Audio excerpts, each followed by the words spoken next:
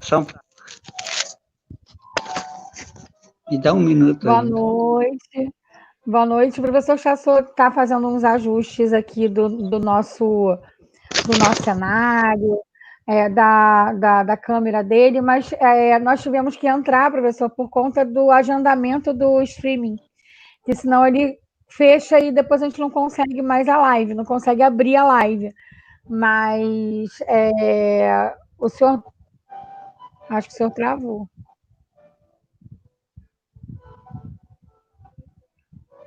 A sua câmera travou, mas o senhor está por aí, professor? Eu estou te ouvindo. Ah, agora eu consegui ver. Ih, caiu, o senhor caiu. Gente, o professor Chassot está fazendo uns ajustes, ele está entrando. Enquanto isso, eu vou fazer uma apresentação dele, né? Eu vou apresentá-lo para vocês. Ele está fazendo os ajustes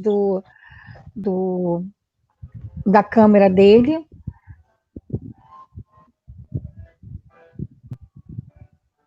Professor?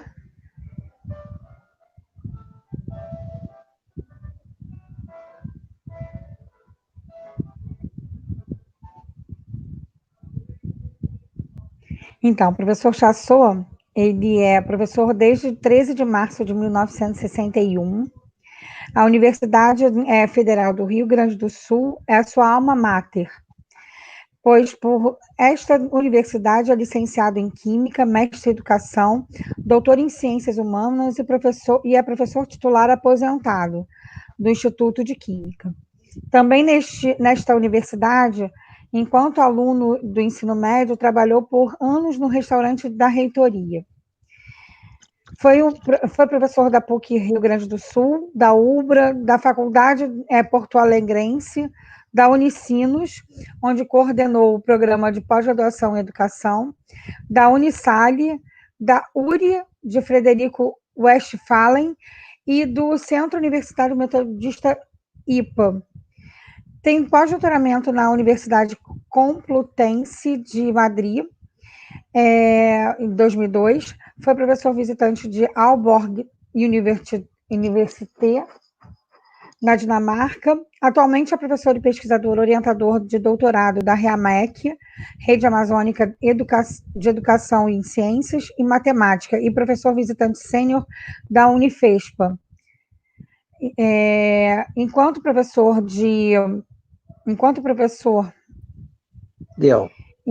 professor já esteve para cursos e ou palestras em todos os estados do Brasil e em alguns países.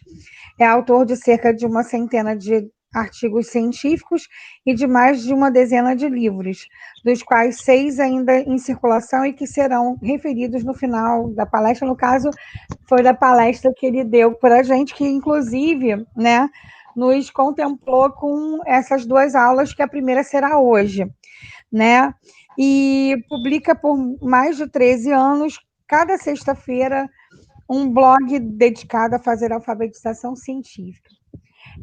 Como eu disse, nós tivemos o prazer de receber o professor Chassot numa live muito bem sucedida, muito interessante, em que nós citamos a encíclica do Papa Francisco e houve um interesse, por minha parte e do público, que ele fizesse um outro momento que ele desdobrou em 2 aulas, né? Hoje e na segunda que vem, sobre a encíclica do Papa Francisco, Laudato Si, que ele vai agora começar a conversar com a gente sobre a sua exposição.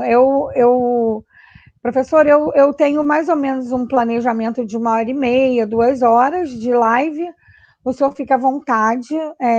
Eu sei que o senhor tem um planejamento, eu já estou com a sua apresentação. Caso o senhor queira intercalar a apresentação com a sua fala e queira que volte para o seu rosto, só falar para mim, Cris, volta para o meu rosto, porque eu tenho visto lives exatamente isso, que usam aqui no StreamYard a gente tem possibilidade de fazer isso com toda certeza.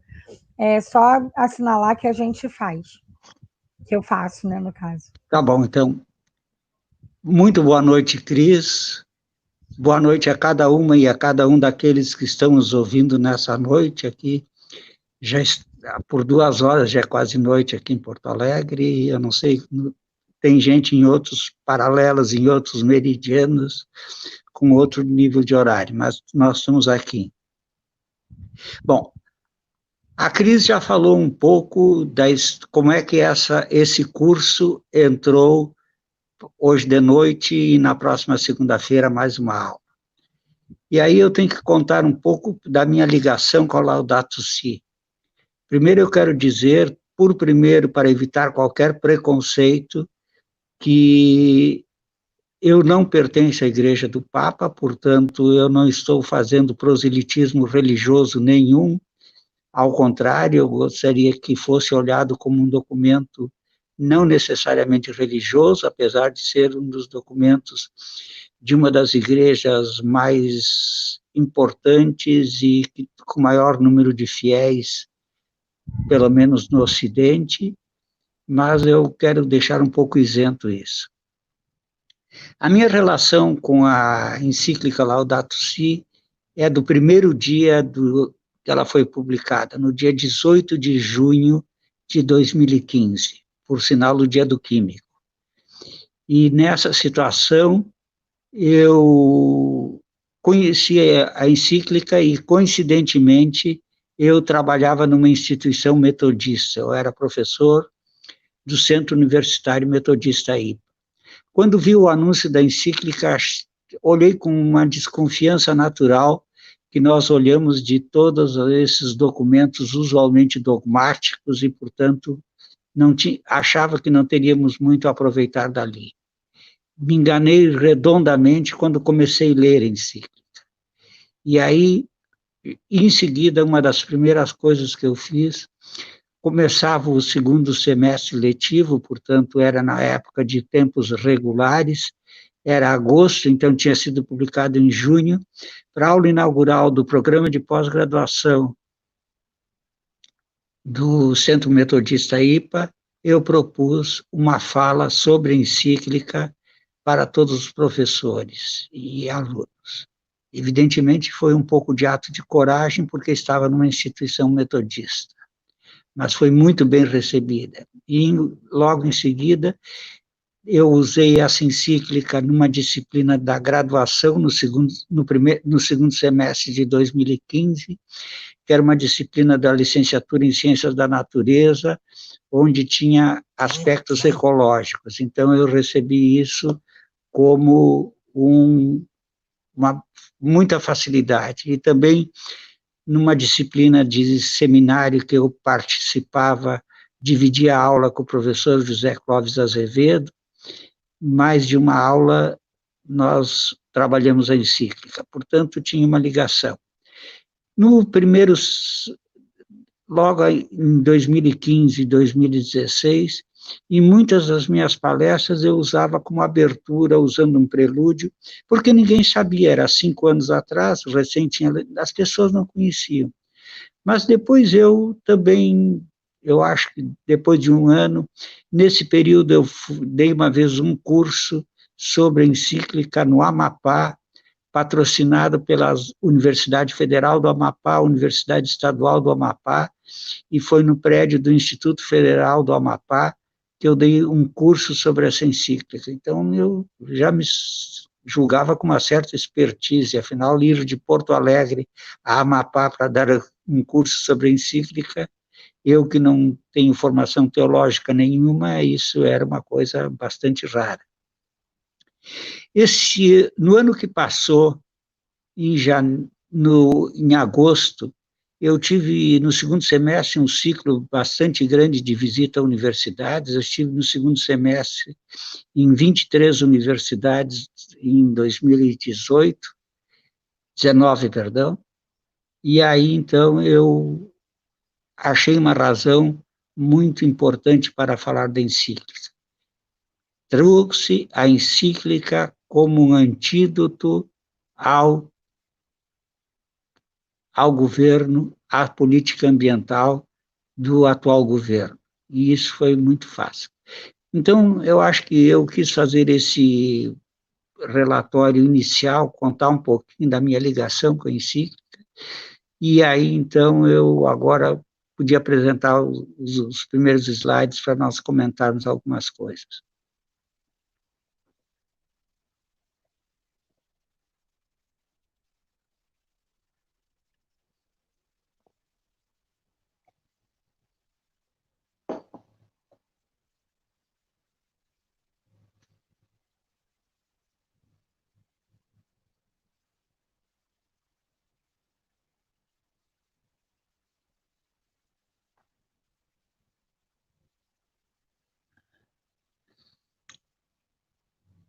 Bom, aqui esse slide é inaugural, temos ali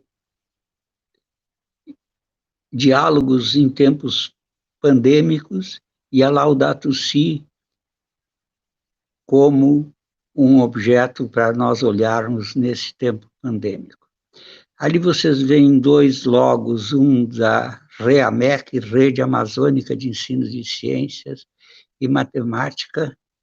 Eu queria meio minuto para falar na REAMEC. A REAMEC é formada por um pool de 30 universidades e institutos federais da região amazônica, formado há mais de 7 anos, que tem como objeto formar 220 professores, doutores em ensino de ciência e matemática para a Amazônia. Eu já formei uma doutora em Parintins, uma doutora em Manaus, uma doutora em Sinop, um doutor em Barra do Garça e atualmente tenho uma doutoranda no Acre, em Chapuri, no Acre.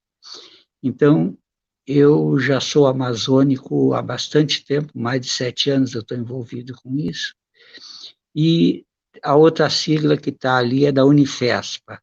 A Unifespa é a Universidade Federal do Sul e do Sudeste do Pará. Eu sou professor visitante desde 1º de janeiro de 2019, com o compromisso de ir uma semana a cada mês para Manaus, para Marabá, para Marabá, onde fica a sede da Unifesp. Eu, no ano passado, fui 11 vezes a Marabá. Esse ano, a última vez que eu fui em março, no primeiro semestre, depois não fui mais, mas, porque todos sabem, mas nesse período, nesses mais de ano que eu trabalhei em Marabá, eu pude ver alguma coisa da região amazônica muito oportuna para aquilo que nós queremos falar daqui a pouco aqui. Pode passar o seguinte, por favor? Quando as pessoas não sabem nenhuma relação, quando eu não faço essa conversa sobre a Laudato Si, eu sempre começo com esse prelúdio, onde se vê uma música do século XIII, o autor é São Francisco de Assis, e essa canção diz: louvado seja meu Senhor, louvado seja meu Senhor. Ou num dialeto úbrico que se falava na Umbria no século XIII, hoje a Umbria é parte da Itália, a Úmbria é parte da República Italiana. Lá viveu São Francisco e compôs essa canção, Laudato Si. E essa canção se transformou, pode passar, sem que muitos de nós nem nos dessemos conta, num verdadeiro terremoto que houve na nossa casa dita comum. E a nossa casa dita comum é o planeta Terra, que é o central nessa encíclica. Pode passar? Porque o Papa Francisco, quando fez essa encíclica, se inspirou em São Francisco de Assis e deu para as suas palavras iniciais Laudato Si, que nós vamos ver que é uma das únicas encíclicas papais que não começa em latim. Tem 2 outras que eu vou mostrar depois. Então, essa aqui é a terceira das que não começa em latim, começa nesse dialeto da Umbria. Pode passar a seguinte?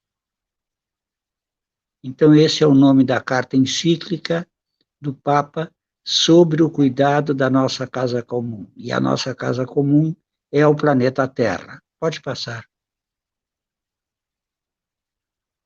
Eu vou trazer 3 depoimentos iniciais, depois vou trazer outros sobre a encíclica. O primeiro depoimento é de Edgar Morin. Edgar Morin completou na semana passada, completou 99 anos. Ele nasceu em 1921, 5 de julho de 1921. Então, ele completou 90. Quando a encíclica foi publicada, ele diz: a Laudato Si é talvez o ato número 1 para uma nova civilização. Bom, quero dizer que o Morin não é de fé católica, ele é de fé judaica, mas ele diz que esse é o documento, talvez o ato número 1 para uma nova civilização. Então, nós, como professores, não podemos aceitar que não conheçamos essa encíclica. Temos que conhecer, temos que estudar, já que uma pessoa do estofo intelectual de Morin diz que ela é talvez o ato número 1 para uma nova civilização. O segundo depoimento que eu trago pode passar, do então secretário-geral da ONU, o Ban Ki-moon. Ele publicou esse seu documento no mesmo dia que saiu a encíclica. E ele diz: como a encíclica papal, as mudanças climáticas devem ser tidas como uma questão moral. Eu acho que, então, aqui só essa expressão, questão moral, dá a extensão da grandeza de quanto nós temos que inserir essa encíclica nos nossos estudos, particularmente aqueles que estão presentes na região amazônica. E também não só na região amazônica, mas principalmente na região amazônica. O terceiro depoimento que eu tenho é de uma brasileira, pode passar, ela é a presidente da Fundação Mata Atlântica, e ela diz o seguinte: a encíclica papal vai direto ao ponto, a um ponto crítico, com detalhamento de uma maneira sem precedentes acerca do nosso modelo insustentável de desenvolvimento. Com um texto claro e de fácil acesso, traz ainda uma contribuição sem precedentes à mobilização de toda a humanidade, não só dos católicos, às questões ambientais por um planeta bem-sucedido, junta-se por um ambiental bem... Perdão, aqui está muito pequeno para mim, eu não consigo ler, porque eu ia fazer lâminas grandes, mas tive que apelar para o smartphone. Então, eu não sei quanto vocês conseguem ler aquele finalzinho ali. Eu vou ver se acho uma outra alternativa para isso, meio minuto para mim.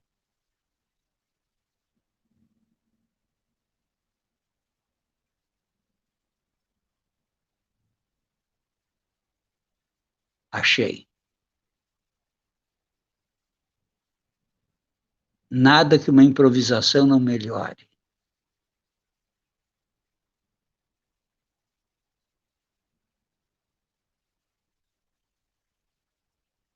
Só um pouquinho, está indo. Pessoal, eu vou pedir licença e vou ler o depoimento da Márcia Irota, que é diretora executiva da Fundação SOS Mata Atlântica, de novo.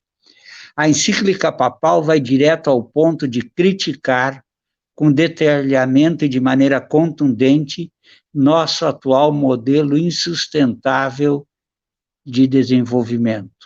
Com um texto claro e de fácil acesso, traz ainda uma contribuição sem precedentes à mobilização de toda a humanidade, e não só dos católicos, nas questões ambientais por um mundo socialmente justo e ambientalmente equilibrado. De novo, eu queria chamar a atenção que esse depoimento é da data do período que foi lançada a encíclica, quer dizer, um documento não foi, digamos, agora talvez ainda seria muito mais intensivamente presente. Pode passar a seguinte.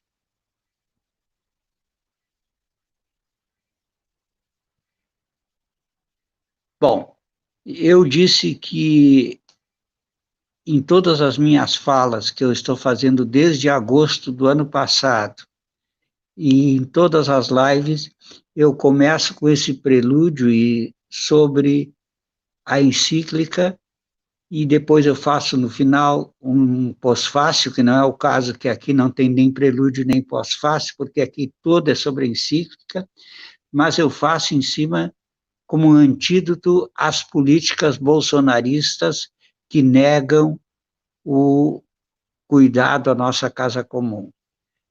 Não precisamos discutir muito essas políticas, nós todos ouvimos, sabemos como é que foi, por exemplo, o que disse o ministro do Meio Ambiente naquela reunião pornográfica do Ministério no dia 22 de abril. Agora todo mundo está preocupado com o vírus, vamos abrir a porteira para invadir o que não está demolido ainda. E a Amazônia realmente é a que mais sofre com isso. Principalmente a extração de minérios nas reservas indígenas. Eu vou me permitir contar, eu sei que tem colegas meus do programa de pós-graduação aqui, tem colegas, alunos meus do mestrado também estão assistindo, mas eu vou permitir contar-lhes, por exemplo, que eu já vi mais de uma vez, numa mesma tarde, 2 ou 3 trens com mais de 200 vagões. Ninguém de nós aqui, eu acho que já viu um trem com 200 vagões, levando minério das reservas indígenas do Pará para o porto de Itajaí, no Maranhão, e lá esses vagões de minério são embarcados em navios que têm o tamanho de tem o comprimento de 2 campos de futebol, então podemos imaginar, eles levam minério dito de ferro, mas quando provavelmente tem ali muita prata, muito ósmio, muito irídio e muitos outros metais preciosíssimos que devem estar lá, que são levados. E as reservas dos indígenas são devastadas. E aí acontece uma coisa muito singular. Por exemplo, os indígenas têm as suas terras, as suas águas, as suas matas, as suas caças, todas agredidas com agrotóxicos e outras coisas mais. E aí a Vale, que é a exploradora de lá, dá um dinheiro para os indígenas: olha, nós estragamos a terra de vocês, mas aqui está uma reparação. E aí os indígenas com esse dinheiro compram coisas que às vezes nem precisavam. Eu vi em mais de uma reserva carrões, vi como é que são atiradas as embalagens de enlatados e outras coisas mais, como é que essas coisas são atiradas e não cuidadas. É que nem as indulgências da Igreja Católica, aquela que deu origem, a consequência, à Reforma Luterana, quer dizer, se peca, se paga e se está absolvido, assim faz a Vale. A mesma coisa podemos dizer, não só isso, o ministro do Meio Ambiente, mas a própria ministra da Agricultura, que a cada dia ou a cada semana libera novos agrotóxicos que na maior parte dos países não são permitidos. Aqui ela libera com o pretexto de a alface ser mais bonita, o espinafre ser mais viçoso, as frutas mais limpinhas, com o uso desses agrotóxicos. Então, nós sabemos que é preciso dessa encíclica para fazer um continuado alerta disso. Mas vamos falar um pouco sobre a estrutura da encíclica para depois falar do conteúdo. Pode passar, por favor?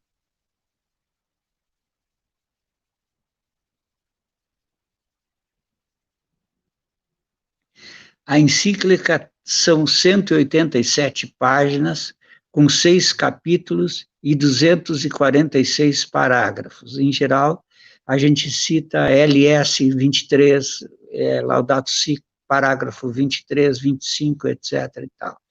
Ela ainda, além desses 246 parágrafos, eles são numerados para facilitar a citação, tem 172 notas de hipertextos, notas de rodapé. Então, tem muita riqueza só nessa formação.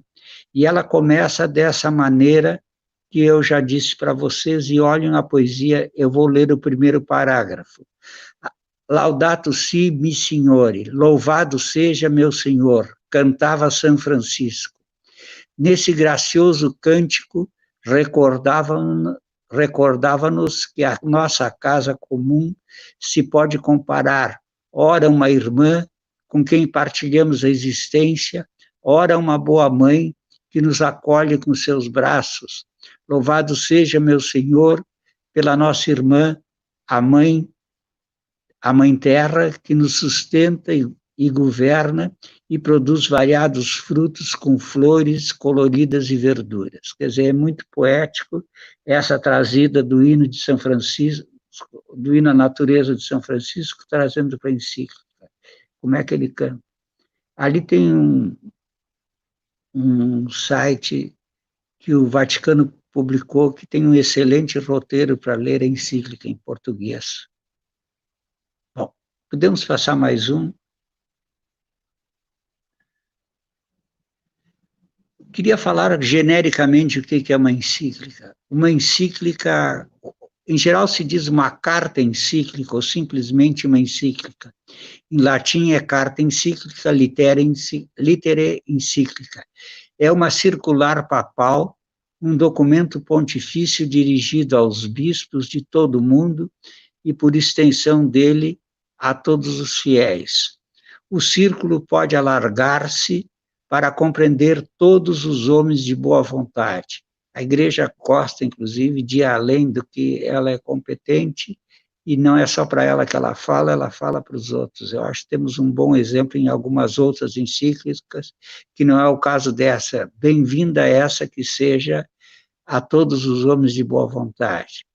Trata-se de matéria doutrinária em vários campos. Tem encíclica sobre a fé, sobre os costumes, sobre o culto, sobre a doutrina social da Igreja, etc.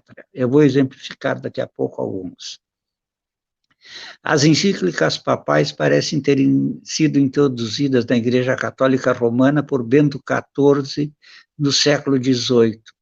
Elas são nominadas com as páginas, com as palavras iniciais em latim. O incipit quer dizer começo, então todas as encíclicas têm um incipit. Vamos ver, por exemplo. Algumas são históricas, por exemplo, a Rerum Novarum.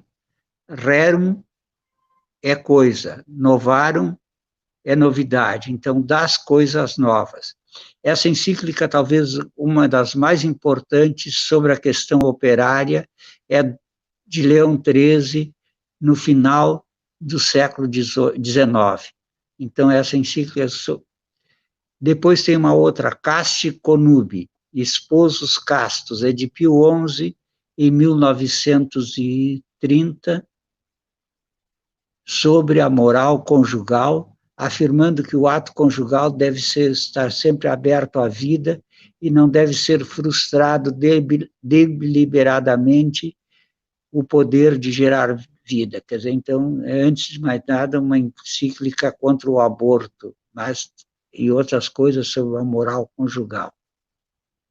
O Humanae Vitae é uma encíclica muito recente, quer dizer, tem 51 anos, é do Paulo VI, é sobre o controle da natalidade. Lá diz, entre outras coisas, que aos casais católicos só são permitidos os métodos naturais de contracepção, ou seja, tabelinha ou não, ou derramar o esperma fora do sagrado sacro vaginal, como diz a encíclica. Então, essa encíclica é realmente sobre a proibição de métodos de contracepção. Se nós nos dermos conta que em 1798 Malthus publicou já um livro sobre a necessidade da contracepção, 50 anos atrás ainda se publicava isso. Uma outra encíclica é a Laborem Exercem, do Papa João Paulo II, aliás, devo dizer agora, do Papa São João Paulo II, sobre o trabalho humano. Essa encíclica foi muito importante. Fides et Ratio, também de João Paulo II, 1998, sobre as relações entre a fé e a razão. Eu acho que ela começa muito poética, dizendo assim: fé e razão são duas asas do mesmo pássaro que alçam voo ao infinito. Eu discordaria um pouco do Papa, mesmo que se ele já seja santo, mas eu acho que o pássaro do Papa não voa, porque um pássaro, num lado a asa da razão e do outro lado a asa da fé, provavelmente se desequilibrará, não vai voar. Eu sempre me lembro, quando falo disso, de uma prática que alguns de nós, eu pelo menos assisti, quando era pequeno em casa, se cortava as penas de uma das asas das galinhas para que elas não voassem, ficassem desequilibradas. Eu acho que a mesma coisa acontece com fé e razão como asas do mesmo pássaro. Tem uma última que eu cito aí, a Lumen Fidei, Luz da Fé. Essa encíclica é a primeira encíclica do Papa Francisco. Na verdade, se considera em muitas situações a Laudato Si como a primeira, porque nessa aí ele tem muita opinião e muito assunto ainda que foi escrito pelo Bento XVI. Então, o Papa Francisco assinou, mas ela é de um saldo do pontificado do Bento XVI. Então, por isso que a Laudato Si se conhece usualmente como a primeira encíclica do Papa Francisco. Bom, eu dizia há pouco, pode passar a seguinte, eu dizia há pouco que tem duas encíclicas que não começam em latim, a Laudato Si não começa em latim, e tem outras duas que não começam em latim, as mesmas foram escritas em vernáculo, ou seja, o vernáculo, a língua que é falada para aqueles que eram destinatários. Ambas encíclicas são do Papa Pio XI. O Papa Pio XI governou a Igreja de 1922 a 1939, portanto, o Papa Pio XI pegou bem o começo da guerra, e o Pio XII assume logo nos primeiros tempos da guerra, e do Pio XI uma encíclica em italiano, Não abbiamo bisogno, nós não precisamos, é o começo dela, é sobre o fascismo, e foi diretamente endereçada à Itália, mais precisamente contra o Mussolini. E a segunda, em alemão, Mit brennenden Sorgen, com profunda preocupação, é de 1937, vejam, 6 anos depois da anterior, é o Papa se pronunciando sobre o socialismo e o nazismo. Essa encíclica, como eu disse, foi em alemão porque foi diretamente contra o Hitler. E ela só chegou a ser lida um pouquinho no primeiro domingo nas igrejas da Alemanha, se leu, mas logo em seguida foi proibida e não teve mais circulação.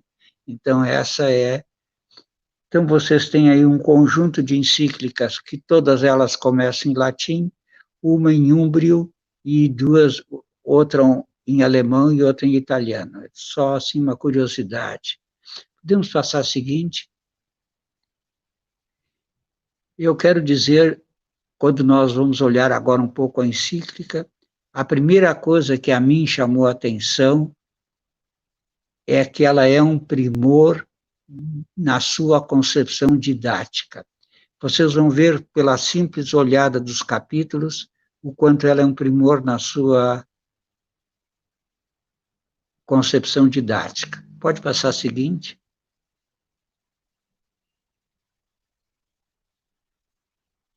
A seguinte, por favor.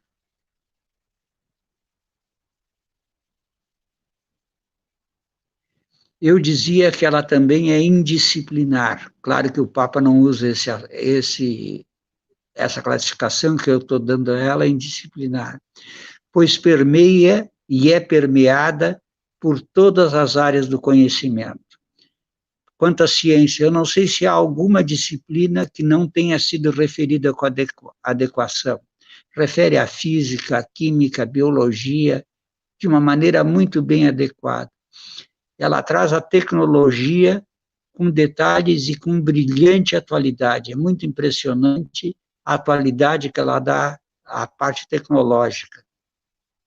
E, então, ciência, tecnologia, e é claro que ela tem uma marca da religião.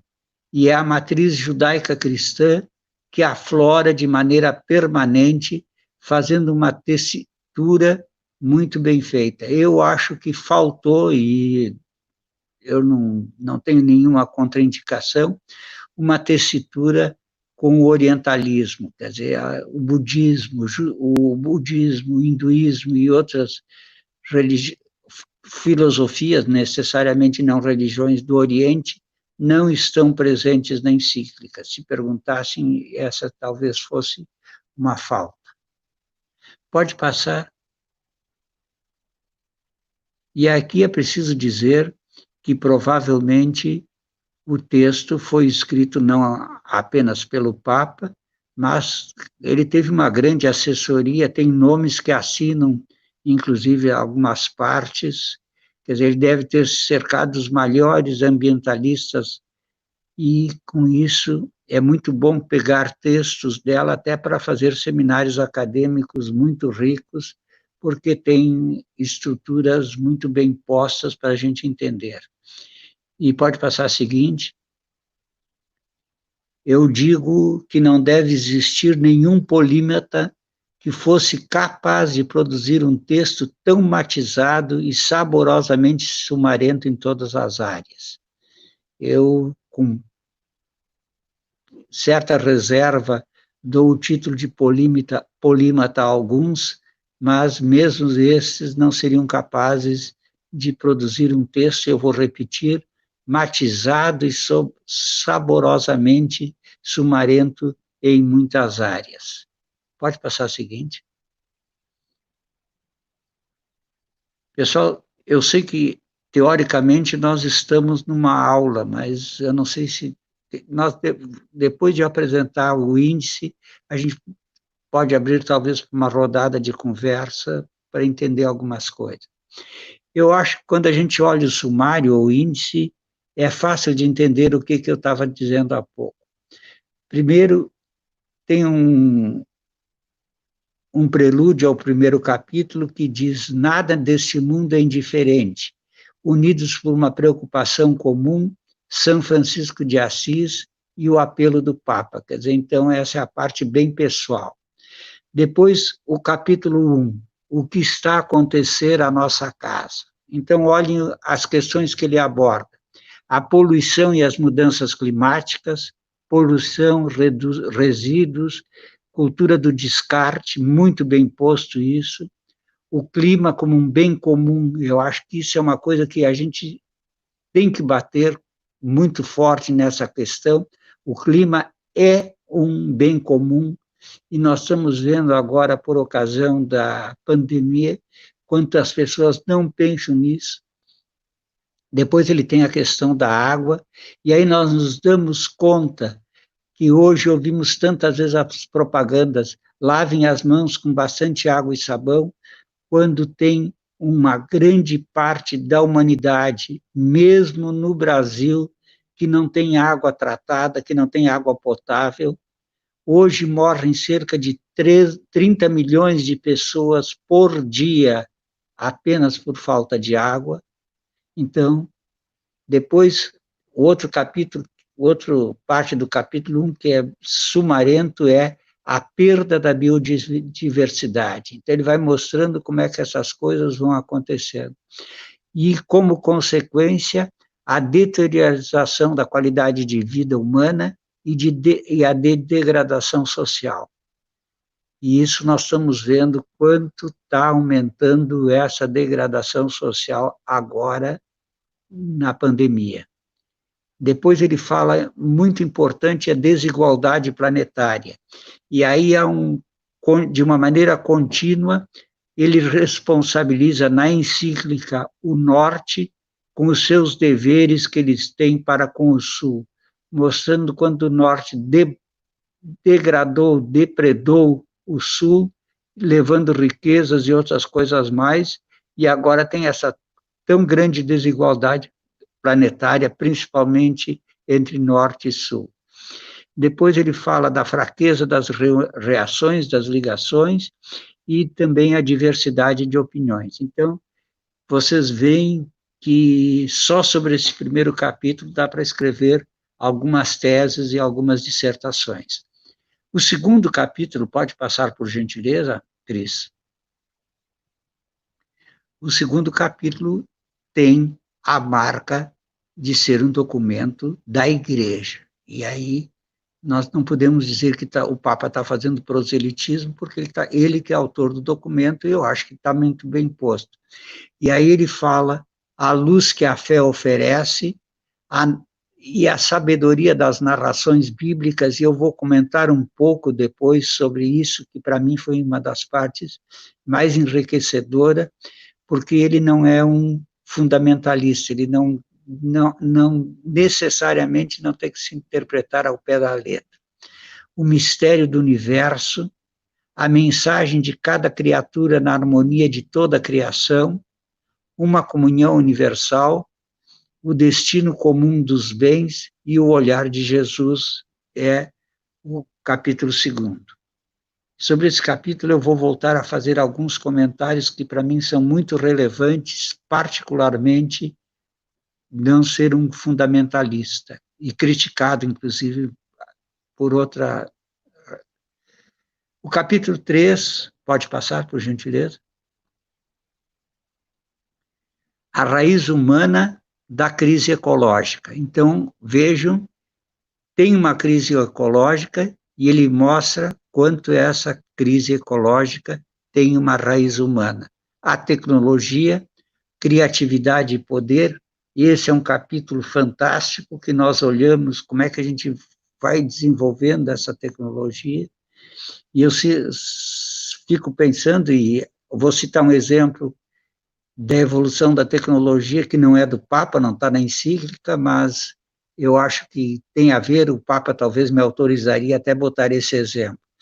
Eu sempre, quando pergunto qual é a grande descoberta tecnológica, ou a primeira das descobertas tecnológicas, e talvez a mais importante, eu acho, e eu não tenho certeza, é claro, mas eu acho que talvez aquela em que um ancestral nosso, mais perto de um símio do que de um humano, descobre com uma vara, ele pode pegar o fruto mais alto de uma árvore.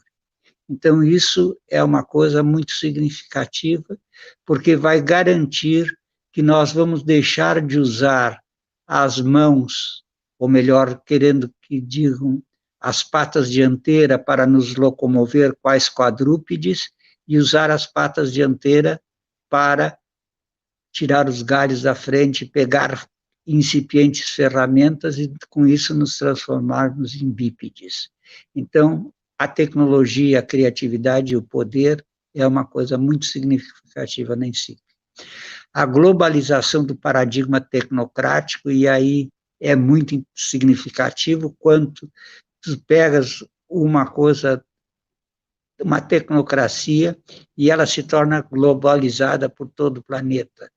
Eu acho que não é esse o exemplo que o Papa dá, mas é o exemplo que eu daria. Eu acho que o melhor exemplo disso é a internet, quanto a internet nos faz globalizados dentro de um mundo tecnocrático. Ainda no capítulo 3, a crise do antropocentrismo moderno, e aí eu acho que é muito significativo quando nós discutimos particularmente as revoluções científicas, e quando nós passamos do geocentrismo para o heliocentrismo, quando nós abandonamos essa característica antropocêntrica, que nós somos o centro, o dono da Terra e de todo o planeta, e temos que isso tem consequências muito dolorosas às vezes, um relativismo prático, a necessidade de defender o trabalho, e aí uma outra coisa, a inovação biológica a partir da pesquisa. De novo, é muito próprio para falar nesses dias, porque toda a situação, digamos, das busca de vacinas, e nós sabemos que hoje tem cerca de 200 centros tecnológicos estudando novas possibilidades de vacinas, então a inovação biológica é muito importante. Pode passar a seguinte. E, por fim, esse quarto capítulo, uma ecologia integral. E aí, de novo, não tem assunto mais propício para os nossos trabalhos acadêmicos. Eu sei que os meus orientantes de mestrado de Marabá estão ouvindo, e eles já ouviram eu dizer muitas vezes que o trabalho de dissertação deles tem que ter sabor da Laudato Si. Olhem aqui, ó, ecologia ambiental, econômica e social, ecologia cultural, ecologia da vida cotidiana, o princípio do bem comum, e agora talvez aquilo que para mim mais impressionou, a justiça intergeracional. Quer dizer, então, como é que se dá uma situação onde os menores são explorados e sabemos a existência ainda de trabalho escravo e os velhos são desqualificados como inservíveis, eliminados. Quer dizer, então, ele trabalha muito bem esse aspecto. Pode passar a seguinte. Ele tem no capítulo 5º algumas linhas de orientação e ação. O diálogo sobre o meio ambiente e a política internacional, e aí, de novo, como é que as fronteiras se fecham na proteção de si, quer dizer, então essa política internacional é muito violada, e eu acho que o Papa traz na encíclica importantes informações sobre como é que se revelará esse diálogo, um diálogo para as novas políticas nacionais e locais, e, desculpem eu dizer mais uma vez, como é que a gente enxerga isso. Por exemplo, eu não sei quantos estados tem que usam esse processo, mas eu sei que vários, como aqui no Rio Grande do Sul, tem as bandeiras. Então, como isso não é pensado todo, é pensado o local, e o local não interessa muitas vezes se o local vai agredir aos outros, mas nós queremos fazer, quer dizer, quando se vive numa república como nós vivemos, mesmo que essa república seja muito esfacelada, há as políticas nacionais que devem servir. O diálogo de transparência nos processos decisórios, isso eu acho que é uma coisa significativa. A política e a economia em diálogo para a plenitude humana, e eu acho que as religiões no diálogo com as ciências. E eu devo dizer que já antes da encíclica eu sempre defendia alguma coisa parecida, eu dizia que nós não estamos propondo um duelo entre o dogmatismo da fé e o racionalismo da ciência. Isso não funciona. Eu acho que fé e razão, ou se quiserem religião e ciência, cada uma tem o seu espaço. Eu acho que cabe, não está na encíclica, eu estou dizendo agora o que eu discuto, eu acho que cabe aceitar que a ciência explica e transforma o mundo. Isso eu acho que não tem dúvida nenhuma que é o papel da ciência, explicar e transformar o mundo. E qual é o papel das religiões? Como essas transformações do mundo não são sempre para melhor, muitas vezes, caberia às religiões chamarem atenção para que as coisas se fizessem melhor. Eu sei que alguns estão balançando a cabeça, dizendo que isso é uma utopia, isso é irrealizável. Eu digo, é uma utopia, mas poderia ser realizado. Eu vou dar 2 contra-exemplos disso, que eu tenho discutido muito em aula, que é o contrário, não ajuda. Um é um exemplo nacional e outro é um exemplo do Rio Grande do Sul. Vou falar primeiro do exemplo do Rio Grande do Sul, porque depois vou fazer um convite. No Rio Grande do Sul, há uns 5 ou 6 anos atrás, muitos de nós escrevemos artigos, participamos de debate contra a plantação de eucalipto na metade sul do Rio Grande do Sul. Perdemos. Hoje, as melhores áreas onde se plantava viníferas estão sendo plantados eucaliptos para tirar celulose, para produzir papel para os países centrais. Nem é para nós, é para eles lá fora. Então, perdemos. Então, o argumento que a ciência podia fazer parar isso não ajudou. As religiões não foram parceiras nessa situação, mas perdemos. A ciência, então, falhou. Agora, um exemplo nacional dessa mesma coisa. Todos nós sabemos que cada vez que vai se votar a questão das células-tronco, nós temos o quê? Nós temos discussões a respeito de que os cientistas estão matando criancinhas. Se vai lá para frente do Supremo, os pais com crianças e dizendo, olha, os cientistas querem matar essas crianças. O que é um equívoco, evidentemente. Qual é a razão do protesto? O que se faz na lei das células-tronco, na política das células-tronco? Se pega óvulos, se fecunda esses óvulos com espermatozoides para obter ovos, e esses ovos, então, tecidos, crescem, vai servir, por exemplo, para uma série de práticas médicas, inclusive para medula, para fígado e outras coisas mais. Mas por que se protesta? Se protesta porque muitas vezes se faz essa fecundação de óvulos e esses ovos gerados não se precisa todos, se descarta.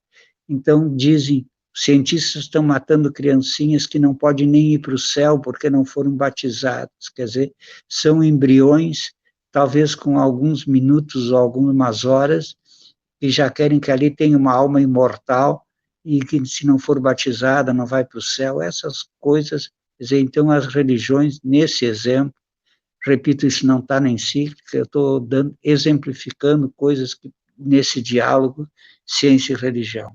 Eu acredito na possibilidade desse diálogo, é claro que nem nós temos que, antes de mais nada e acima de tudo, eliminar de nossa linguagem a palavra fundamentalismo. Não tem uma ortodoxia. Esse exemplo de fundamentalismo atrapalha muitas discussões. Mas vamos um pouco adiante e vamos ver o último, capítulo 6, Educação e Espiritualidade Ecológica.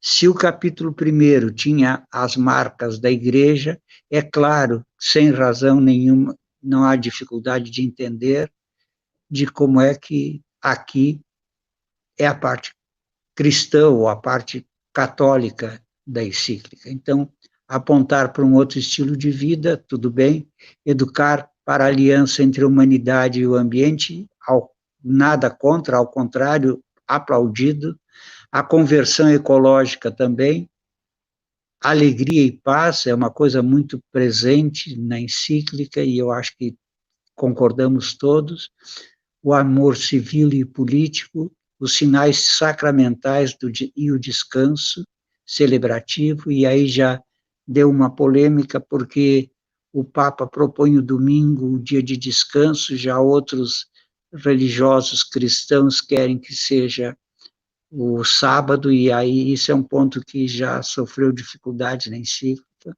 A trindade e as relações entre a criatura também é muito dogmático. A rainha de todas as criações, para além do sol, e aí vem de novo as invocações a São Francisco, oração pela terra e a oração cristã com criação. Então, esse é o 6º capítulo. Bom,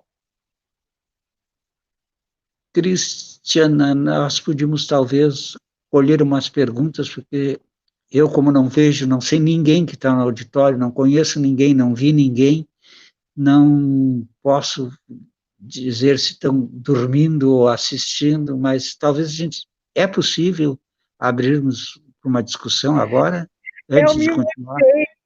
Mutei e acabei não colocando uma pergunta que eu ia fazer para o senhor. Quando o senhor falou da Vale e falou das culpas e das indulgências, que eu achei muito bom um paralelo, e eu lembrei de uma coisa que eu aprendi lá na faculdade, quando eu fiz o meu bacharelado, da questão das externalidades, né?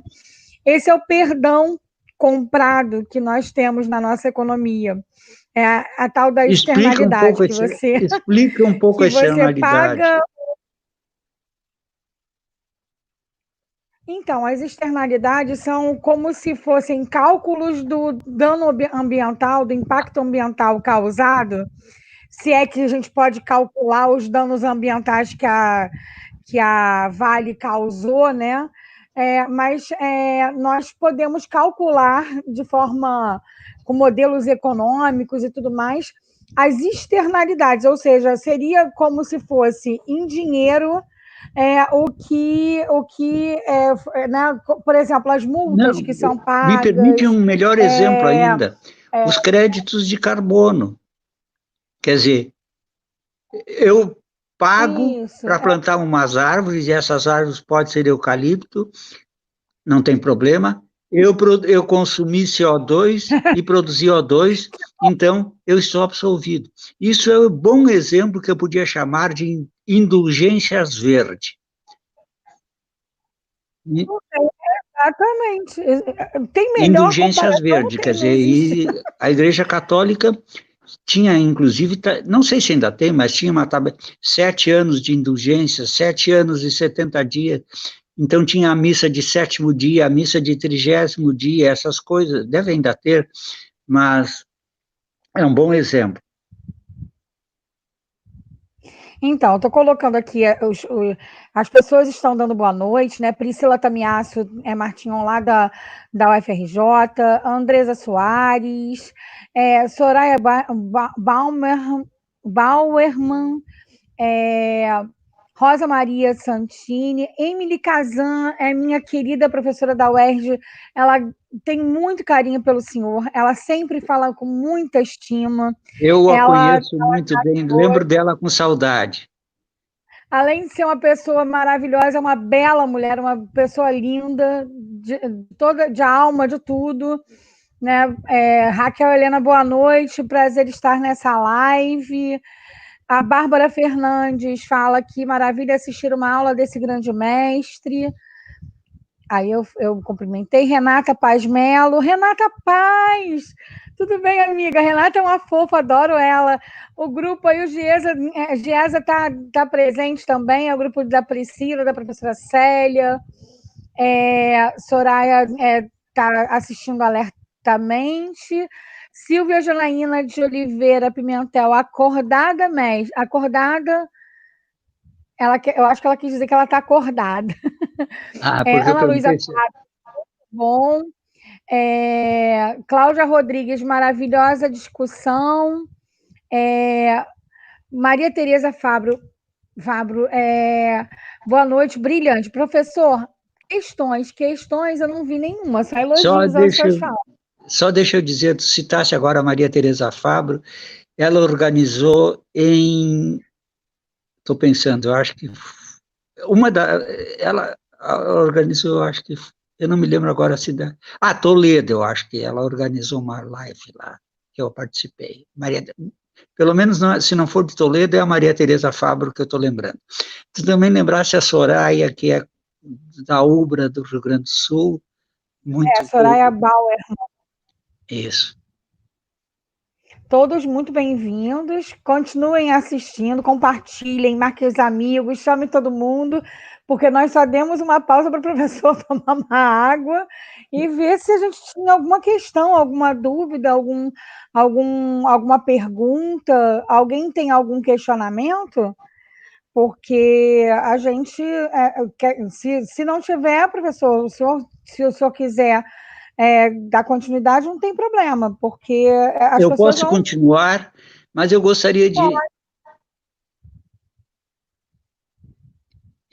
de dizer que é muito provável que uma boa parte das pessoas que estão nos ouvindo, mesmo que esse documento já tenha 5 anos, para muitos isso é uma fantástica novidade. Então, vocês podem imaginar o que foi no período inicial, logo que eu descobri esse tesouro e vi que a maioria das pessoas não conheciam esse tesouro. É claro que muitos não o conhecem por preconceitos. Ora, uma coisa do Papa. Eu quero dizer que o, o meu Só primeiro lembrando, anúncio... Hã? o Papa é engenheiro químico, só lembrando. Ah, pois é, então ainda é colega. Homem de ciência, não tem jeito, ele não tinha como ser diferente e ele não se voltar, ainda mais por ter sido escolhido como Papa Francisco, né? Veja bem, olha o apelo para a questão ambiental, né? É muito, muito grande. E pelo que eu sei, antes de ser padre, o Papa Francisco era um homem de ciência. Sim, Então, ele trabalhou em laboratório, ele conta, tem um livro de memórias que ele conta a história dele enquanto engenheiro químico. Ali a Maria Tereza Fabro está dizendo o quê? Eu não consigo ler. Obrigada pela lembrança. Estou aproveitando todas as oportunidades de novos conhecimentos. A Emily falou, Cris, te amo, obrigada pelo carinho. Eu também te amo, Emily. Ela me salva até de situações mais inusitadas possíveis. Quanto privilégio participar deste evento. Boa noite. Carlos Nazareno Castro. Temos um grande público aí, professor, e participativo. Eles, eu acho que só não. Como eu, professor, eu sou católica. Eu tenho a Laudato Si comigo aqui, mas eu não abri para ler. Eu acho que por falta de tempo, alguma coisa assim. E eu vou falar para o senhor, eu estou surpresa com o caráter científico, ambiental que ela assume, né? Eu pensei que fosse mais um documento mais religioso, né? Mas não, ele traz realmente, ele põe o pezinho no chão, né? Ele traz para a terra, né? A questão terrena mesmo, né? A questão da casa comum, como o senhor mesmo diz, e eu acho que as pessoas não têm conhecimento disso. Então, estou certo quando peço para os meus estudantes que eles têm que ter uma pitadinha. Com certeza. Viu que foi ratificado publicamente, então. Viu, Rafael? O Deusivaldo Aguiar Santos fala parabéns por tratar da Laudato Si. O IFMA, Instituto Federal do Maranhão, né? Campus Codó, está presente. Eu já estive em Codó. O que o pessoal de Codó parabenizou, está trazendo o assunto? Por tratar da Laudato Si. O GESA está dando para. O GESA é um grupo de estudos e de ações extensivas da UFRJ, mas que reúne vários representantes de várias, por exemplo, da UERJ, eu acho que tem UF, a professora Priscila, a professora Célia lideram e tem outros professores de outras instituições, eles estão aqui, estão assistindo. Ramiro, agora falar, é pior do que o nome do meu orientador, Hatsiburo Massuda. Hatsaburo Massuda, aliás, eu erro até o nome dele. Ramiro Ritotuzzi, tá certo, Ritotuzzi? Falei certo seu nome? Desculpa aí se eu errei. Eu estou formando em Direito, UBRA, mas também trabalho com gastronomia. a vocação da Laudato Si pontual, quando fala da terra como irmã, eu acho que ele cortou aqui, como irmã. Eu acho que ele fala que a vocação do Laudato Si é pontual, quando fala da terra como irmã. Ah, tá. O Ramiro eu conheço de troca de correspondência, não conheço pessoalmente, e me convidou para, quando eu for a Manaus a próxima vez, ir inclusive no seu restaurante. Mostra os comerciais para o restaurante do Ramiro, então. Legal. A Maria Teresa Fabro fala que ele, o Papa, sendo um homem que venceu a ciência, sabe da importância do meio ambiente para a sociedade, para a cultura e para a economia. Também concordo.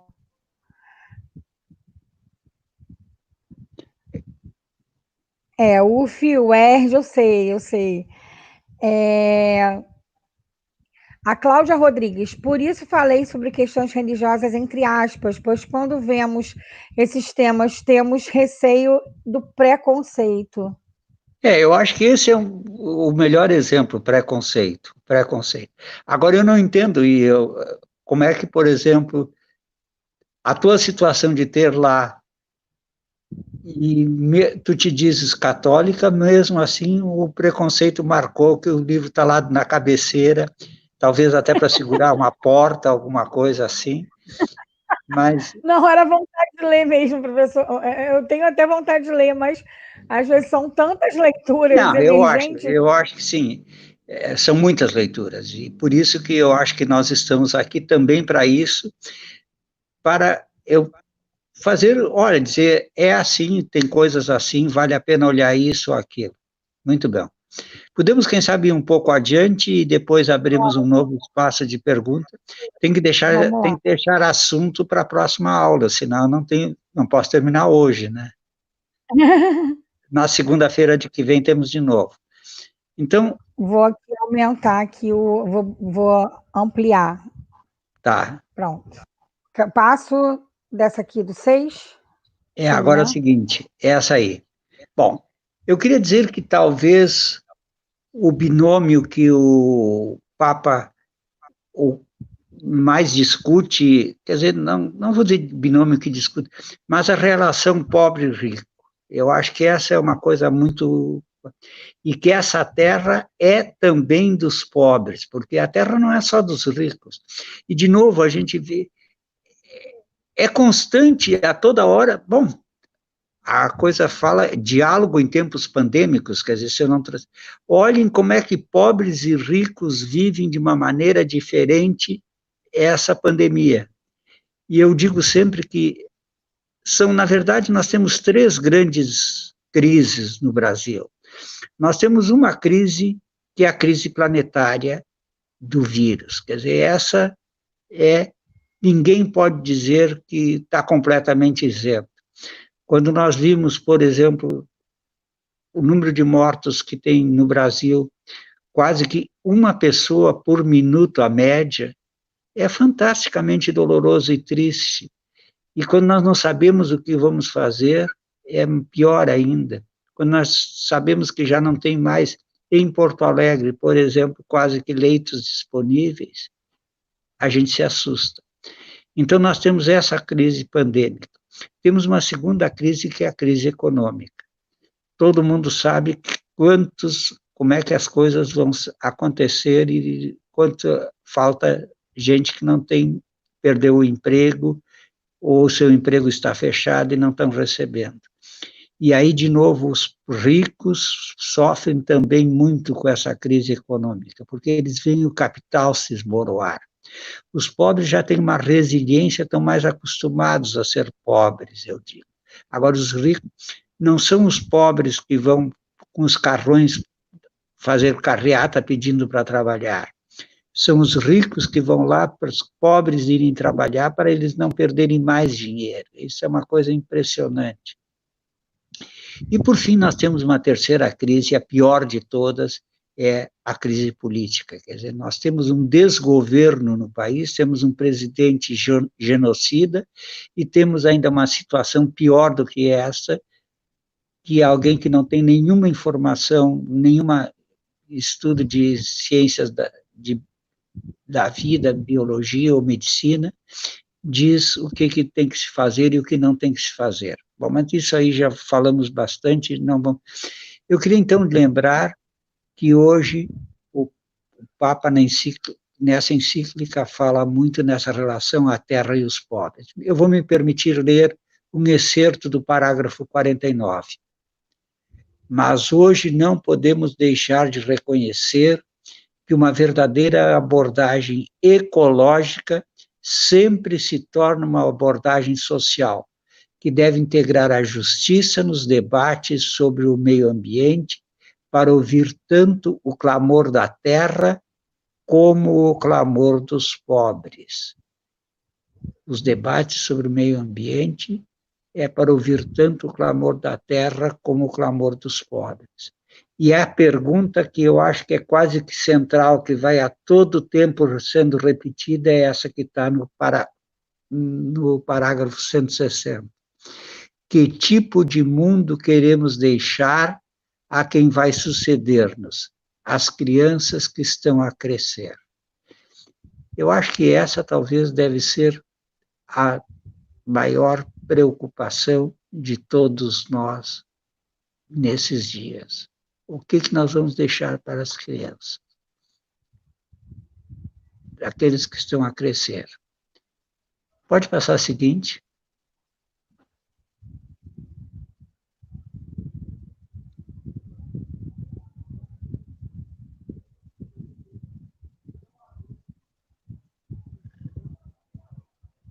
Professor? Sim? O senhor deu uma pausa, é isso? É. Então ele diz logo em seguida, na defesa dos pobres e a rejeição às políticas de contracepção, está claramente visível. De novo, é uma questão de coerência. Se talvez uma coisa nós pudéssemos criticar é a rejeição de qualquer política de contracepção que é ignorada, não é visível, mas é a postura da igreja e as coisas já mudaram bastante. Vamos ver se vão adiante.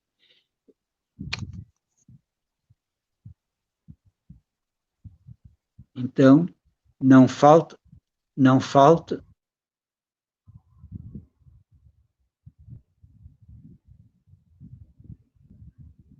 Professor, era para passar?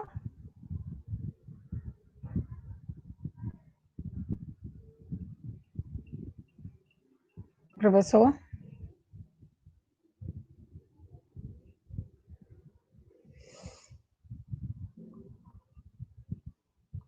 Professor Chassot?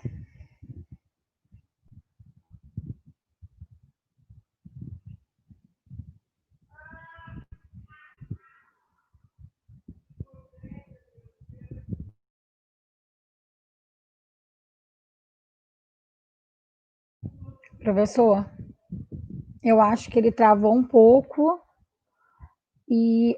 ele deu uma caída, gente. Enquanto isso, vamos conversando aqui entre nós. Eu vou botando os comentários de vocês. Enquanto ele não volta, ele vai voltar.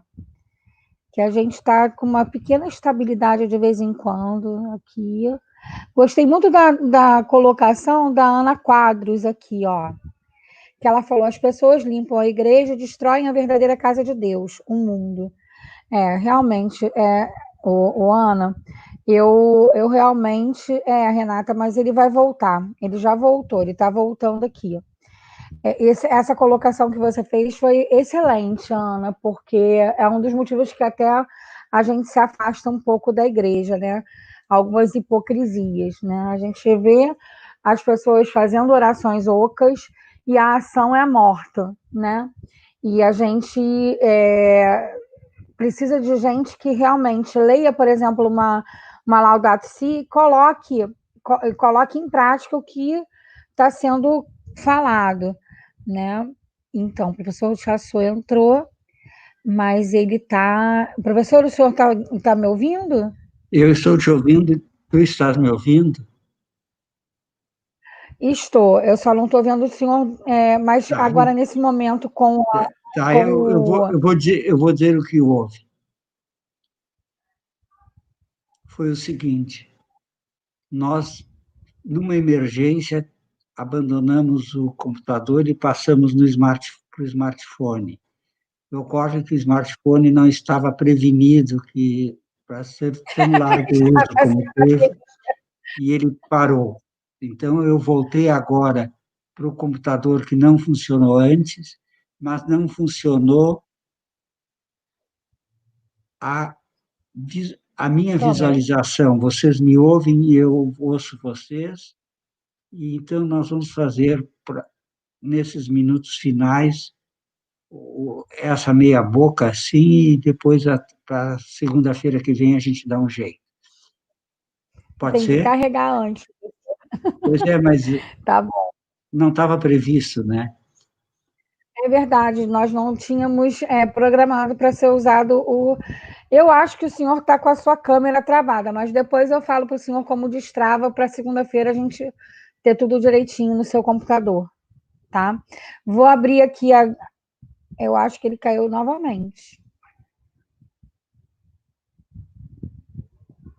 Ele caiu novamente. E agora ele vai voltar aqui. Oi, professor. Sim. Então, Vamos. se o senhor caiu. Não, nós também já temos 1 hora bom tamanho, né? 1h15, 1h20. Então, é um bom tamanho já. Vamos, quem sabe, marchar para o encerramento da E a parte de gente dá hoje. continuidade na semana que vem, é isso? Isso, pode ser. Eu Mas tem acho que coisas que ainda. é prudente. É o quê? O seu slide é para todo o curso, né? Não é só para hoje. Não, depende como as coisas marcham hoje. Mas poderíamos ir lá para o final, quase, para comentar algumas coisas do final. Eu não sei te dizer Sim. agora como. Vamos ver se eu consigo No aqui. final, aqui, professor?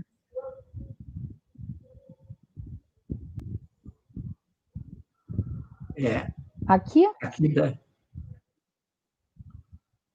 Bom, eu vou falar e a gente vê o que pode fazer, tá?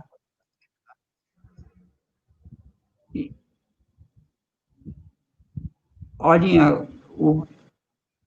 essa defesa dos pobres e a rejeição da política de contracepção, como eu disse, está presente. Eu acho que foi falar contra essa não presença e eu ganhei como castigo divino que o meu smartphone saiu do ar por não ter falado nisso.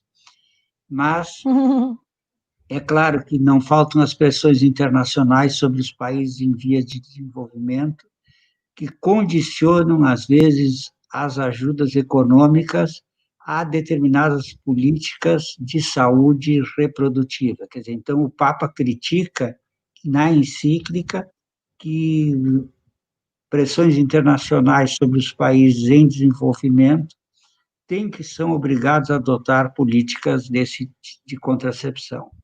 Então, isso é uma coisa forte. Eu conto também que, numa aula que eu estava na Universidade do Adulto Maior, dando essa aula, aí não faltou alguém que dissesse assim: então, essa é uma encíclica para os esquerdistas? E eu respondi: absolutamente certa a sua afirmação. É assim, claro que eles não gostam. Aqui tem um exemplo, esse Instituto Ludwig van Mises do Brasil é uma associação voltada à defesa da economia de mercado, da propriedade privada, e se opõe às intervenções estatais nos mercados e na sociedade. Ela tem um texto dizendo o seguinte, vamos ouvi-lo, que é uma pérola. A encíclica Laudato Si é bem intencionada, mas economicamente insensata. Fantástico, não? O Capital diz o quê? Pérola, realmente pérola. O Capital diz o quê? A encíclica é bem intencionada, mas é economicamente insensata. Claro, a resposta é óbvia, né? Então, eu acho que isso nós também temos que ter presente. Bom, eu também já comentei a crítica que alguns textos bíblicos não guardam a ortodoxia ou não guardam aquilo que os fundamentalistas querem. Me permitam ler o parágrafo 67 da Laudato Si. A terra existe antes de nós e foi-nos dada. Isso permite responder a uma acusação lançada contra o pensamento judaico-cristão, que foi dito que a narração do Gênesis que convida a perdão, a narração do Gênesis que convida a adonar-se da terra favorecia a exploração selvagem da natureza, apresentando uma imagem de um ser humano como dominador e devastador. Mas essa não é uma interpretação correta da Bíblia, como entende a Igreja. Bom, o Papa agora salva que isso não é correto, mas eu acho que todos nós, eu me lembro, pelo menos, eu não sei se eu sou talvez o mais anoso da sala, talvez outros não viram, essa ideia antropocêntrica, quer dizer, crescer e dominarás a terra. Isso era uma coisa muito presente. Então, essa o Papa diz que não é a postura da Igreja. Bom, uma outra crítica, inclusive um site, o www.criacionismo.com.br, entre outras críticas, diz que é um erro típico do romanismo presente na encíclica, por exemplo, confundir deliberadamente o domingo com o sábado ou o sábado com o domingo. Eu disse que eu tenho uma solução, me permite uma brincadeira agora, fácil para não ter mais esse problema se é o sábado e o domingo.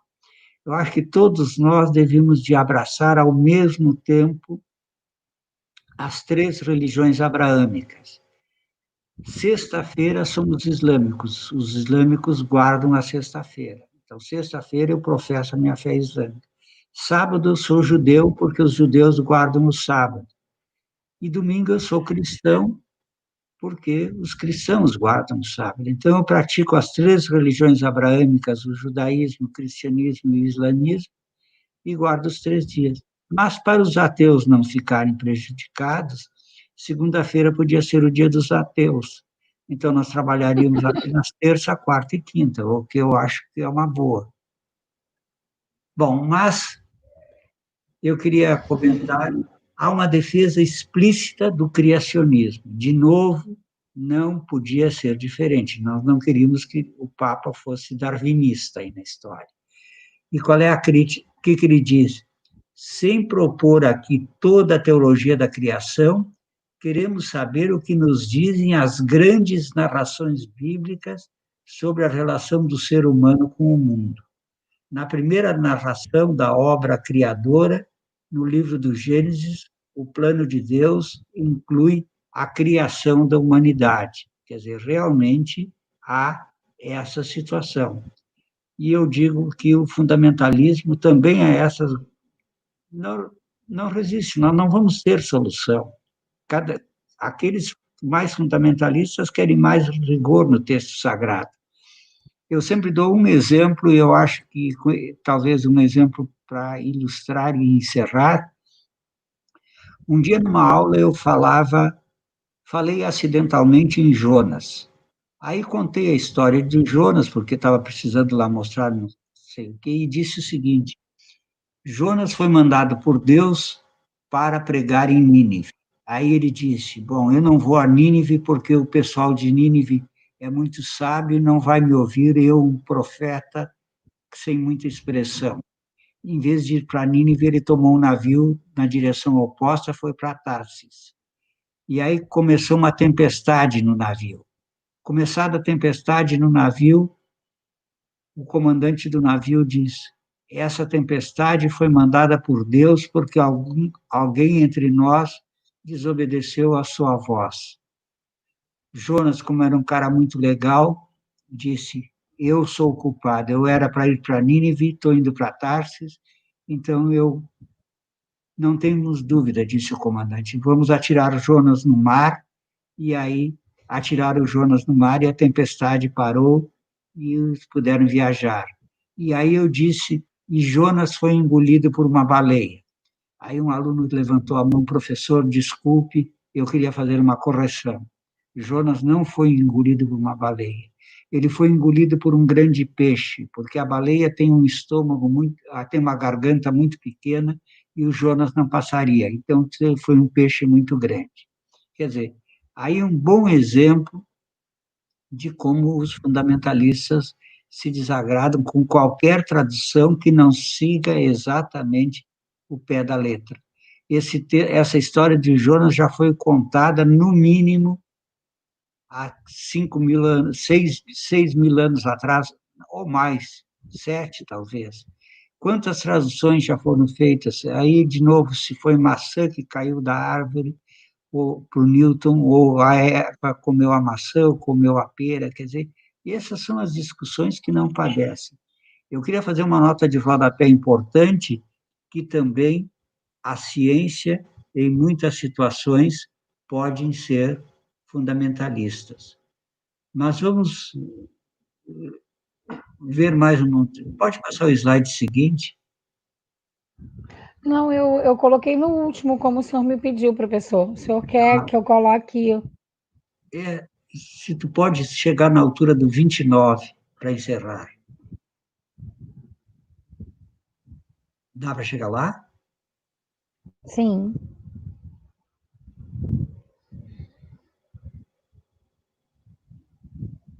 Quando puderes, me avisa, porque eu não consigo te acompanhar. Sim, eu estou com ele no o 29. Está Então, escrito há um reconhecimento de que a ciência e isso. religião são óculos diferentes. Olha aí, ó, os meus óculos aí, que vai ser o tema de uma fala bem breve. Há um reconhecimento que ciência e religião são os óculos diferentes, mas podem dialogar. Todavia, ciência e religião, que fornecem diferentes abordagens da realidade, podem entrar num diálogo intenso e frutuoso para ambos. Podem dizer que é sonho meu, mas é possível seu olhar. Eu sempre digo o seguinte: o menino chega em casa e diz assim: hoje o professor ensinou uma coisa diferente que o pastor ensinou. O professor, em vez de usar o Gênesis, ele usou o Darwin.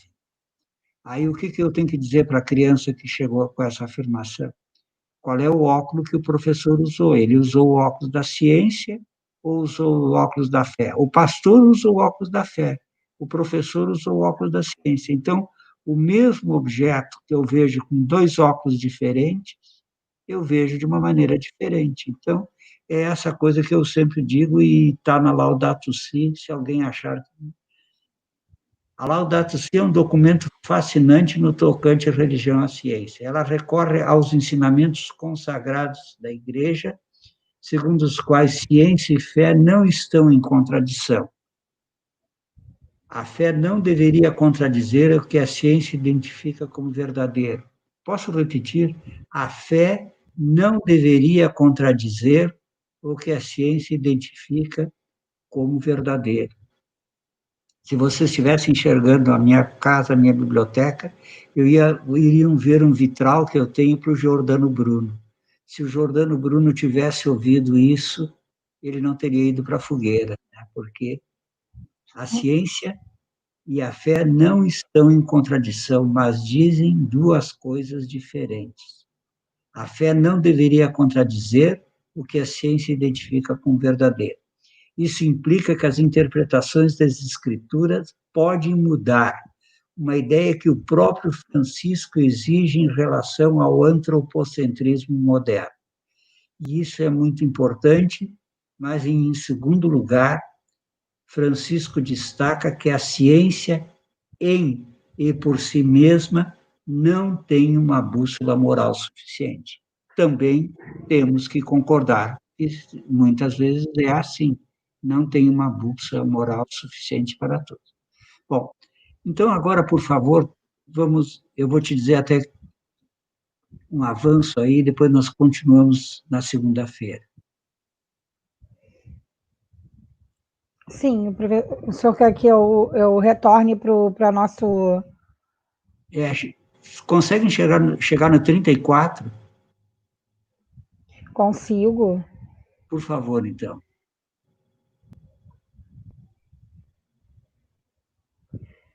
Quando chegares, me avisa.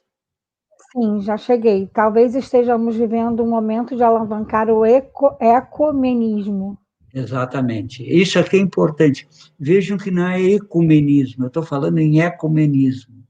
Um movimento de união de esforços em torno da defesa de nossa casa comum, que extrapola os limites das religiões e tem o potencial de coligar religiosos, místicos, cientistas, ativistas, ateus e outros grupos.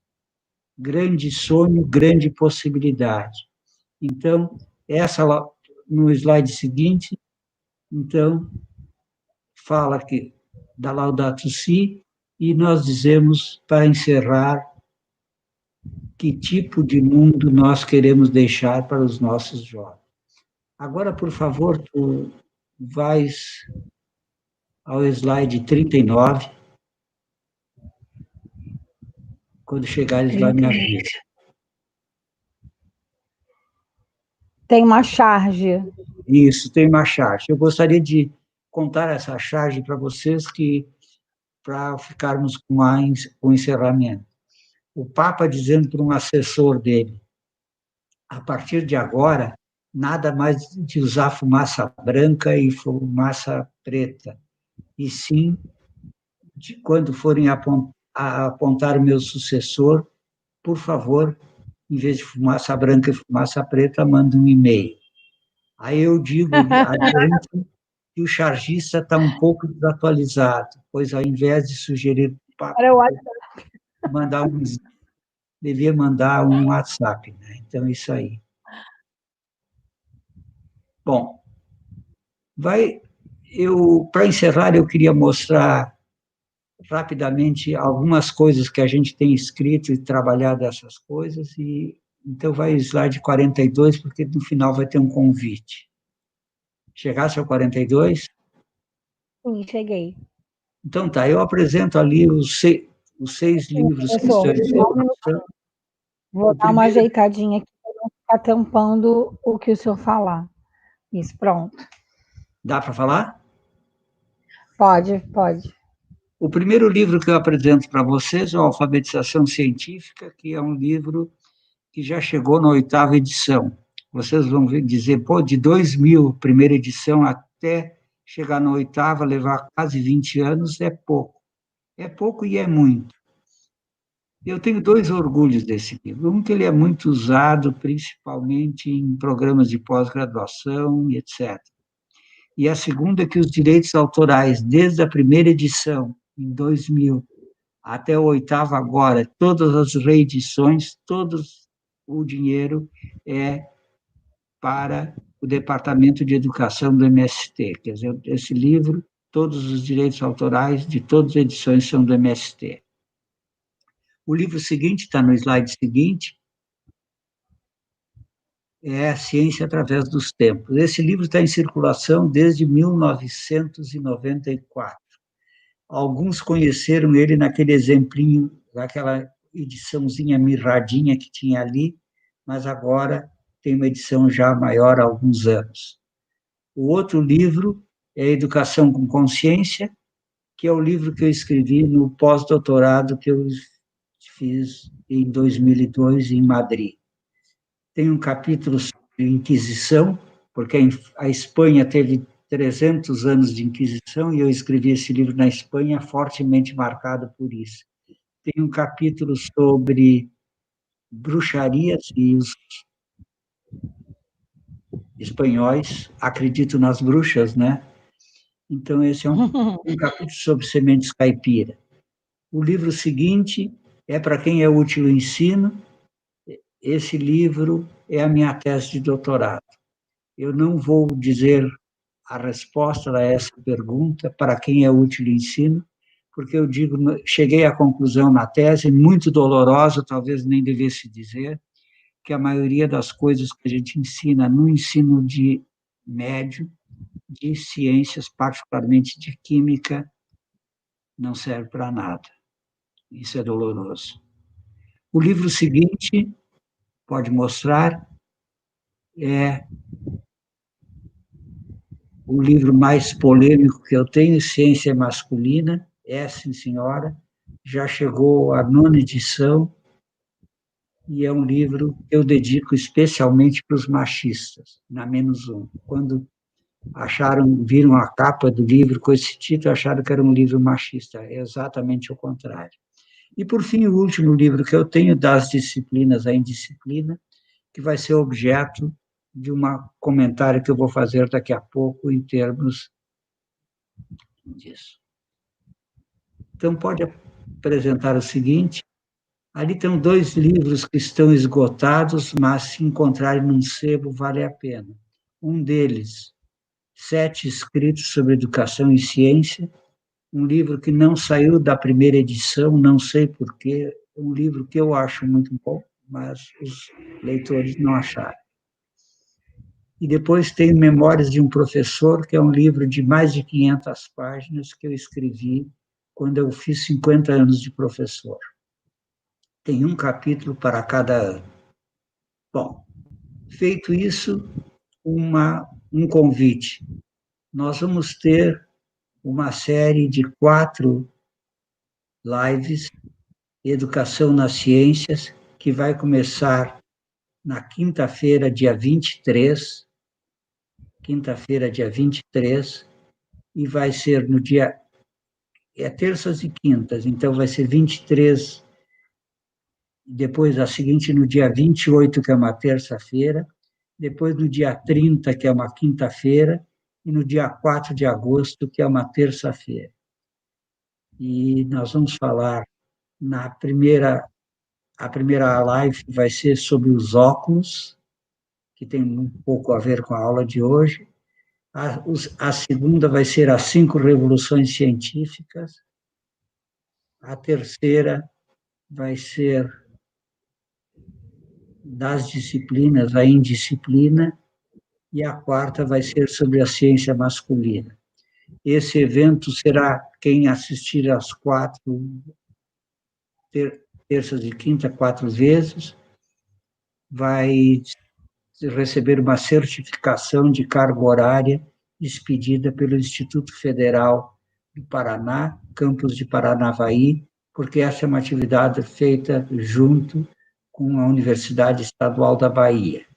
Então, são todos convidados para essa série. E um segundo convite é uma live muito especial, particularmente para os gaúchos, particularmente para aqueles que moram na região metropolitana. Olhem o título: Diálogos Docentes sobre o Indecente. Nós vamos bater conta, e deve estar aqui me ouvindo, entre outros, o meu amigo Gui, que é o organizador a mina de carvão na região metropolitana. Está previsto uma mina de carvão a 15 quilômetros de Porto Alegre, uma mina de carvão a céu aberto. Bom, seguinte, vocês têm ali os meus endereços. Eu tenho uma página, www.professorchassot.pro.br. Tem um blog, a Cristiana já falou, que a cada sexta-feira sai, já vai fazer 15 anos no fim do mês. Tem uma livraria virtual, tem uma agenda. Quem precisar algum pedido de slides, coisa, está ali, achassou@gmail.com, tem um canal no YouTube e um canal no Facebook. E eu encerro com uma pergunta, que eu vou repetir também na sexta-feira, na próxima segunda. Pode passar como a última pergunta ali, é o slide 52.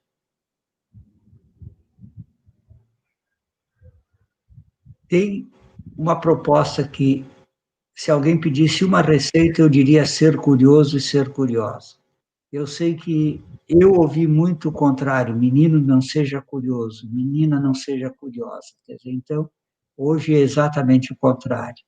A gente sabe que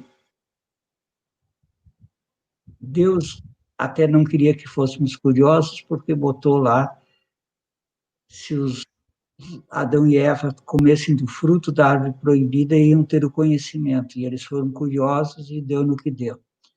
Temos que assumir posturas indisciplinares, eu vou falar mais adiante sobre isso na aula que vem, ter a paz como propósito e, depois da Laudato Si, cuidarmos da nossa casa comum. E assim, a minha pergunta é, no último slide, enquanto homens e mulheres envolvidos nesses reencontros, nesses diálogos de tempos pandêmicos, marcados por tantas desesperanças, quais são os nossos propósitos para colaborarmos para a construção de um mundo melhor e mais justo. Era isso aí. Eu peço desculpas porque o smartphone não funcionou e aqui só funcionou uma parte. Mas eu acho que até segunda nós melhoramos. Muito obrigado, Cristiano. Vamos fechar a apresentação e abrir aqui para nossas, né? Tem algumas questões, né? Questões não sei, mas talvez até, né? Colocações, né? Que Por as pessoas favor. que sempre elogiam, né? Eu vou colocar aqui ó, algumas que eu. A Islânia está aqui, que é sempre muito presente, minha filhoca está sempre aqui. O Marcos André Cota diz boa noite. Antônia Maria, oi. Emily Kazan. Eu estava falando entre o senhor ter caído e voltado, a gente fez um comentário sobre um comentário da Ana Luísa Quadros, né? Ela falou que muita gente vai à igreja e não assim o que a pessoa deve estar por aqui. O que a pessoa reza aqui, ó. Ela falou com muita. Eu achei muito interessante. As pessoas limpam a igreja e destroem a verdadeira casa de Deus, o mundo. Achei muito boa essa constatação, né? A Antônia Américo, professor Chatzou, conforme você falou, fé e razão não andam juntas, assim a gente até demora a acreditar que um documento religioso possa ser usado para falar de ciência. O Deusivaldo falou, perdão, mestre Chassô, esteve em Codó, Maranhão, como membro da banca da minha tese, onde tratei levemente Exatamente, da eu me Laudato lembro. Si. Grande abraço.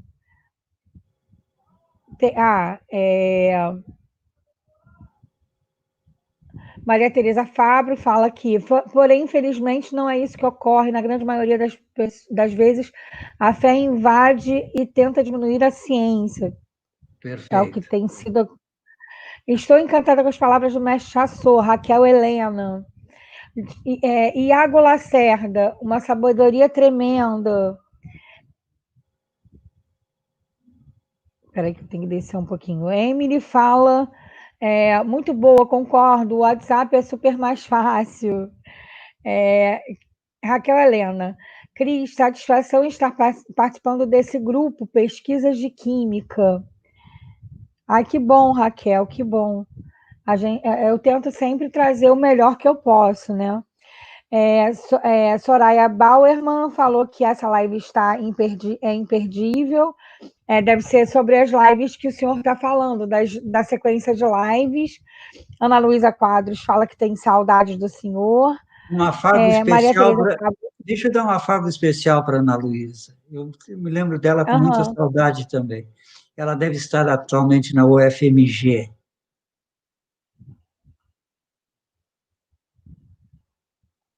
Acho que deu, então, né? Sim, tem muitos comentários aqui elogiosos, Sim, né? Tem muitas pessoas. os que criticam, tu tem elegantemente, tu suprime. É que não tem, é que não tem. No momento não achei. Não tem nada que tenha Então tá, algo, nada é aquela coisa, né? vamos fazer um A convite. Jussara Lopes deve ser a Jussara Lopes Miranda, minha professora, minha ex-chefe, minha querida colega de UFRJ. É sempre muito bom ouvir o professor Chassot. O Marcos parabenizou pela nossa live. Obrigada pelo carinho. E fala, professor, pode falar. Não, eu acho que vamos fazer um grande convite para nos encontrar segunda-feira que vem com mais algumas coisas e também para essas duas atividades que eu convidei, mesmo aqueles que não têm medo da mina vão ser a nosso favor dessa vez. Uma boa noite, foi um privilégio. Boa noite Mais a uma todos. vez, obrigado para a Cristiana por me convidar. É o segundo convite que ela me faz nesse período pandêmico e vai continuar mais uma vez nossos próximos encontros. Uma boa noite para todos, uma alegria estar com vocês, a cada uma e a cada um. Se cuide e fique em casa essa hora, pelo menos.